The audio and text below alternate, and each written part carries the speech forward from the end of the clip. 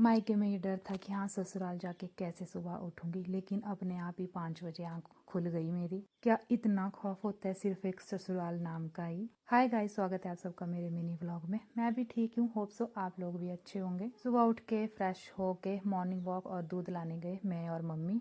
अच्छे से घूम फिर के आए और मम्मी पूरे 17 दिनों बाद आज गई है मॉर्निंग वॉक पे। मतलब मैं मायके गई और मम्मी का सारा रूटीन गायब। फिर मैं लगी किचन का काम करने यानी खाना बनाने और मम्मी गए रामा श्यामा के पास। कौओं को पहली रोटी डाली, उसके बाद वारी थी खेतों में से तिल लाने की और शुभ आरंभ हो गया था। मेरे अंगूठे में लग चुकी थी। तिल को घर तक पहुंचाया। उसके बाद वारी थी क्यारियों का काम करने की। और अपने गांव को देखा जाए तो हम थोड़े से लेट हो चुके हैं इन काम धूप में काम करने में थोड़ी सी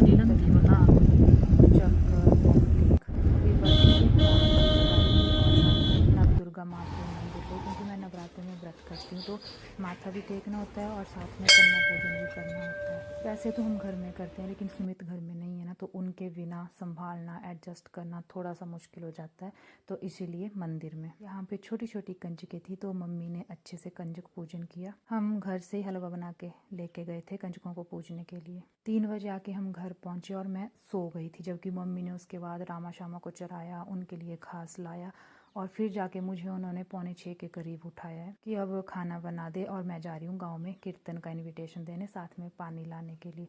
और मेरी तबीयत इस टाइम तक बहुत गंदी थी। बड़ी मुश्किल से मैंने सारा खाना बनाया। वैसे तो मम्मी ने भी खाना बना देना था, लेकिन टाइम की कमी के कारण ना मुझे खाना बनाना पड़ा। अब बेड पे सोने से तो तबीयत ठीक हो नहीं जानी थी, तो ऐसा होता है कि हम काम करने लगते हैं तो हमारा ध्यान उस साइड हो जाता है और थोड़ा सा कम महसूस होता है कि हम बीमार हैं।